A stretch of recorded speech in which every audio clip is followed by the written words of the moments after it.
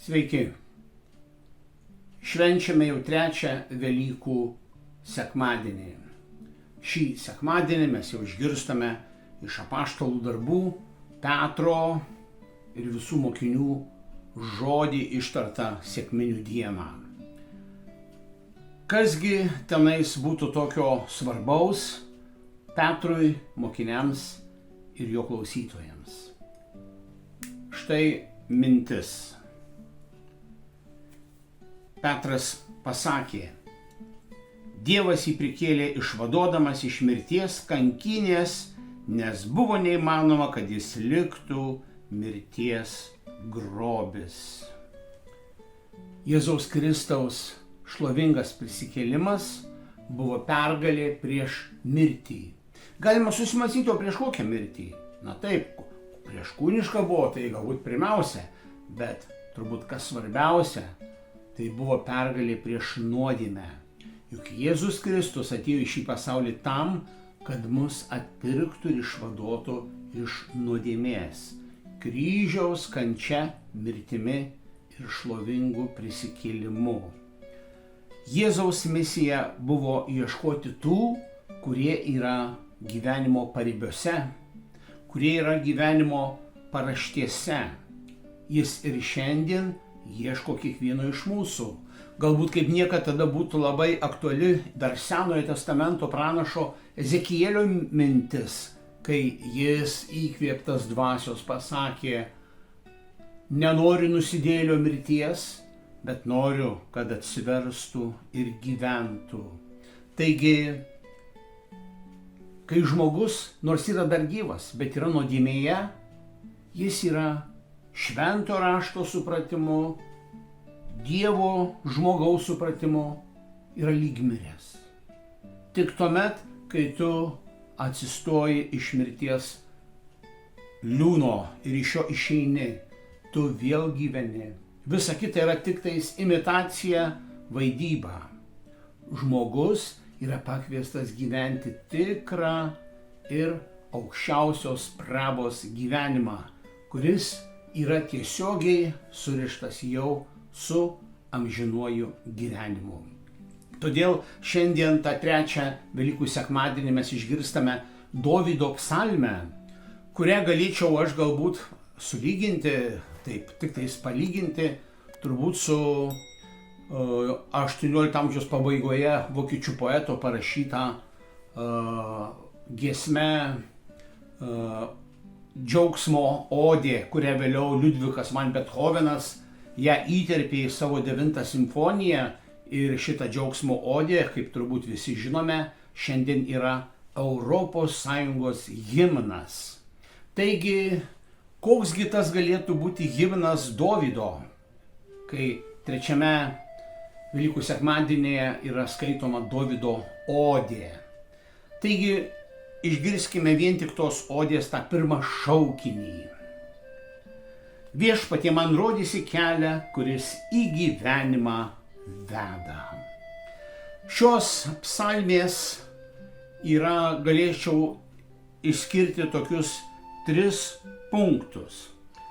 Pirma, tai reikia nuolat prašyti Dievo globos. Kiekvienas mūsų žingsnis, jeigu jis yra be Dievo pagalbos iš aukštybių, yra beprasmis, tuščias ir vedantis į nieką. Bet kai mes kiekvieną rytą pradedame su tuo globos šauksmu, kad Dieve globok mano kelią, globok mano dieną, globok mano artimiausią gyvenimo valandą, ne iš baimės prašant tai, bet prašant iš Dievo meilės, kad aš galėčiau nuveikti kažką daugiau, ne vien tik su savo jėgomis, bet kartu ir su Dievo pagalba. Taip pat ši psalmė kviečia mus šlovinti ir dėkoti. Reikia nepaliauti šlovinti Dievą ir jam dėkoti. Kaip mes turime dėkoti vienas kitam. Turime, kaip Jėzus Kristus mus mokė ne kartą, atleisti vienas kitam, nes kitaip ir mūsų silpnumai, mūsų nuodėmės, mūsų nevykumas bus dovanotas Dievo akivaizdoje. Taigi antras punktas Dovydo odės yra: nepaliauk Dievą šlovinti ir jam dėkoti. Ir galop trečias džiaugsmas, kas išskiria Dievą tikinti žmogų iš minios, tai žmogau džiūgauk ir krykštauk, nes tu esi minioje ne vienas, tu esi su Dievu. Tad šis Dovydo odės pakvietimas yra prisiminti kiekvienam iš mūsų, kad žmogau, ne su minia būk, bet būk su Dievu. Tau galbūt reikės gyvenime būti minioje, tu nuo jos nepabėgsi, bet nesitapatink save su minia, su miniomis, visą laiką išlik tuo, ko esi. Tu esi originalas, nes tu esi Dievo kūrybos vaisius. Antras skaitinys, kuris yra iš Švento Petro laiško, šio skaitinio esmė yra tokia, kad tegu tikėjimas ir viltis nuolat kyla į Dievą. Apaštalas Petras šiame laiške, šiame Velykų laikotarpyje mus kviečia prisiminti, kad tikėjimas ir viltis niekuomet negali užgesti. Jie turime nuolat kurstyti ir jie gyventi. Nes jei žmogus praranda tikėjimą, kas iš to? Kokie tie žmogaus gyvenimo vaisiai ir kokie atsiekimai? Tai yra galbūt kaip tas kelias, kuris, jeigu neveda į Dievą, neveda į bažnyčią, neveda į Dievo namus, ar jis gali vesti kur nors? Jis niekur neveda. Tad saugokime savo tikėjimą, saugokime viltį ir šis prisikėlimo džiaugsmas, kuriuo gyvename šiuo ypatingu Velykų laikotarpiu, mus saugos ir mus nuolat lydės. Trečias Velykų sekmadienis mums pasakoja dviejų mokinių kelionę iš Jeruzalės į Emauso kaimą ir toje kelionėje nutikusi jiems nuotykį. Tie du mokiniai buvo tie, kurie buvo Jėzaus mokiniai. Jie matė Jėzaus kančią ir mirtį ant kryžiaus, bet nebuvo jo prisikėlimo liudininkai. Kai jie išvydo mokytojo agoniją ant kryžiaus, jie toliau patraukė jau savo gyvenimo keliais. Nusivylimas, kas toliau? Nežinomybė. Ir štai tame kelyje susitinka Jėzų, kurio jie net pažįsta. Su juo besikalbant, jiems daug kas paaiškėja. Ir jau beveik naktis. O jie jau pasiekė savo tikslą, o Jėzus lyg eitų savo keliu toliau. Ir jie sako, gal užeikim kartu, pabūkim dar. Šią naktį čia sustokim. Ir ten, kai jau jie vakarieniavo, ir kaip yra, kad parašyta, kai jie laužė duoną, tiksliau Jėzus perlaužė duoną, padarė tai, kas buvo padaryta per paskutinę vakarienę, jie čia atpažino Jėzų. Ir tada, kai jie atpažįsta, staiga jisai pranyksta.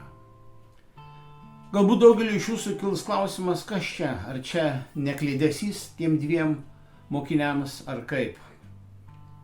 Tokie dalykai, žinokit, yra realūs su šventaisiais. O ką jau kalbėti apie Dievo sūnų Jėzų Kristų? Ir vienas iš tokių realiausių pavyzdžių tai yra tėvas Pijus iš Pietrelčinos. Italų vienuolis, kuris gyveno jau 20-ame amžiuje ir kuris išgarsėjo to, kad turėjo stigmas, Kristaus žaizda savo kūne visą savo gyvenimą nuo brandžios jaunystės iki pat mirties. Taigi apie jį yra ne kartą paliudyta, kad jį yra matę, sutikę tėvą Pijų net keliose skirtingose vietose žmonės tuo pačiu laiku. Ir jie sakydavo, ir aš jį sutikau, ir aš jį mačiau, ir tą pačią dieną, ir tą pačią valandą. Taigi tokie dalykai yra tam tikra Dievo dovana šventiesiems, o ką kalbėti apie patį Dievo sūnų. Taigi, kokie būtų mums pamąstymai iš to trečio Velykų sekmadienio, su tuo 2 mokinių kelionės nuotykiu, jau einant nuleidus galvas iš Jeruzalės link Emauso. Taigi čia pirmiausia atsiskleidžia kiekvienas iš mūsų. Mūsų gyvenimas yra pilnas įvairių vilčių, tikėjimų, laukimų ir dėja daugeliu atveju visą tai dažnai neišsipildo. Iš to, ko tikėjomės ir laukėme, turbūt gal daug Dieve, jeigu mums būtų išsipildę bent 10%. Gyvenimo logika yra tokia. Ir jie atsispindi mokiniuose, kurie šio sekmadienio Evangelijoje taip ir sako apie save. O mes tikėjome, kad jis atpirksęs Izraelį. Kogi jie tikėjo? Jie tikėjo, kad bus atkurtas Izraelio valstybingumas, kad jis bus karalius, kad jie galbūt tikėjosi galbūt tada, jeigu jis karalius, o gal jie bus jo ministrai, turės visi naudos tie ministrai vėliau.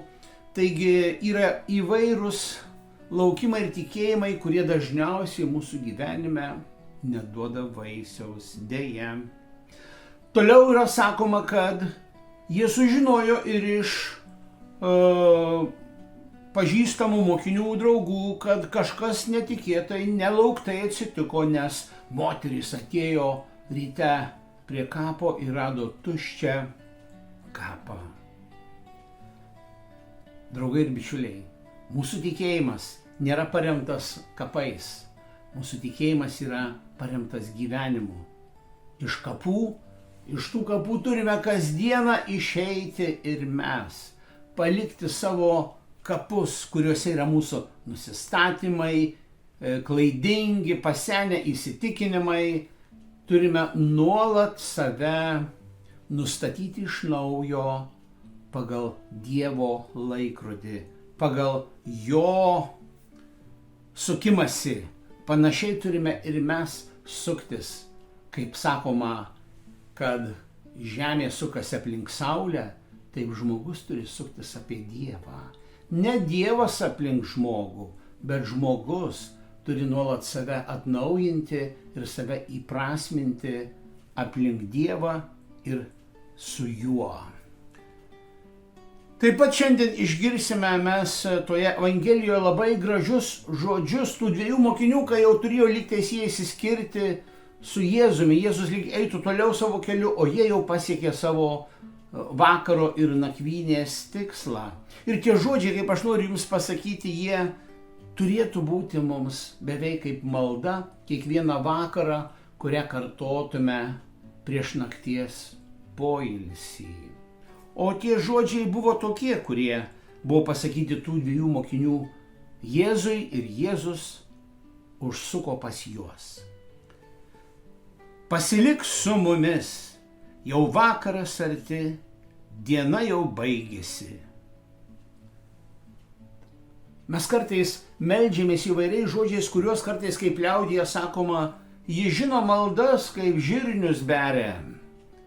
Bet jeigu malda yra, kaip dar Jėzus sakė, tai yra tik žodžių malda, bet ne širdies malda. Tuščia tokia malda. O jeigu mes galbūt kas vakarą ištartume kelis žodžius, kaip tie 2 mokiniai. Pasilik su mumis viešpatie, jau vakaras arti, diena jau besibaigianti. Kad nakties poilsį aš irgi sudedu viešpatie į tavo rankas. Visa mano diena prabėgusi buvo iš tavo malonės rankų, o naktis, kuri ateina, aš noriu ir toliau pasilikti su tavim. Jūs turbūt esate girdėję tokį žodį kompanija, kompanionai. Tai va, štai galima sakyti, kad Jėzus ir tie 2 mokiniai tapo tą vakarą, tą valandą, tą valandėlę tais kompanionais. Toje kelionėje, tame žygyje ir kartu, kai jie susėdo prie stalo. O pats žodis kompanija yra kilęs iš lotyniško žodžio, kuris reiškia cum, tai reiškia su kuo, ir panis. O panis tai yra lietuviškai duona. Taigi kompanija reiškia, yra kompanija, yra draugystė, kurioje yra dalinamasi kasdienė duona, dalinamasi maistu. Juk ne veltui kartais tie išpuikėliai, kai kurie pasako, kai juos kas nors įskaudina ir jie neturi tos Dievo dvasios atleisti, dovanoti, bet jie pasako, aš su juo niekuomet nesėsiu prie bendro stalo. Tai va, mėly tikintieji, kai mes sėdame prie bendro stalo, tai tada yra ir draugystė, ir meilė, ir Dievas su mumis. Turime vertinti tas akimirkas, kai mes būname prie bendro stalo, kai dalinamės duoną, dalinamės gyvenimo išmintimi ir draugystę. Ir čia man prisimenasi toksai didingas buvo reformatų tikėjimo teologas Karlas Bartas. Karlas Bartas, jisai gimė XIX amžiaus pabaigoj, o šį pasaulį paliko 1968 metais. Jisai paliko didelį nuveiktų rašytinių darbų palikimą. Komentarai pagal apaštalo Paulių laiškai romiečiams rašė mąstymus apie dogmas, apie dogmatiką, viską naujai permąstė, buvo tuo metu, kai jis gyveno, didelė žvaigždė. Šiandien tos didelės žvaigždės galbūt dažnai save rodo sporto salėse, savo raumenis. Jisai rodė savo išmintį ir savo raštus, ką jisai sudėjo ten. Ir yra tokia legenda, toks pasakojimas apie jį, kad vienas turistas, turbūt amerikonas, atvyko į Šveicariją, į Bazilio miestą, ten, kur gyveno Karlas Bartas. Taigi jisai keliauja traukiniu ir tuo metu įlipa į tą traukinį, į tą tramvajų pats Karlas Bartas. Ir taip atsitinka, kad atsisėda šalia jo. Neužilgo užsimezga pokalbis tarp jų, kaip jam patinka Šveicarija, kaip jam patinka Bazilio miestas. Ir paskiau jis klausia to turisto, o ką jis norėtų čia atvykęs pamatyti, kokie yra jo tikslai. Ir jisai sako, kaip norėčiau sutikti Karlą Bartą. Ir tada Karlas Bartas jam sako, žinai, aš jam kas rytą skutu barzdą. Tikrai. Kaip gera, kaip malonu tave sutikti. Kitoj stotelėje jisai išlipa jau, grįžta į savo viešbutį ir visam viešbučiui apreiškia, kad šiandien aš buvau sutikęs Karlo Barto kirpėją. Šis smagus nuotykis kviečia mus susimastyti, šis, galima sakyti, kaip legenda, kaip pasakėčia. Ar buvo taip, ar nebuvo, nieks nežino, bet yra labai pasklidęs pasakojimas apie Karlą Bartą, būtent šis. Bet ši istorija yra pamokanti, nes kyla klausimas ir apie mus, apie mūsų tikėjimą, apie mūsų gyvenimą su Jėzumi, su Dievu. Ar mes nesame kaip tie mokiniai, kurie eina kartu, Jėzus su jais, šalia jų, jie jo net pažįsta. O kalbant apie šį nuotykį su Karlu Bartu, tai galbūt yra apie kitką ką pamastyti, kad mes galbūt galime sutikti kunigus, vyskupus ir net popiežių, bet gal nesutiksime Dievo. Mes galbūt galime būti bažnyčioj, bet mes galbūt nesutiksime Dievo, su juo nepasimatysime, ne akis į akį, bet kas svarbiausia, širdimi į širdį. Mes galime skaityti knygas apie Jėzų, tomus, kapitalinius darbus, bet jo nepažinti. Taigi čia yra didelis Velykų 3 sekmadienio tos kelionės, tų 2 mokinių į Emausą kelionės nuotykio toksai iššūkis kiekvienam iš mūsų. O kaip mes? Ar mes su juo gyvename?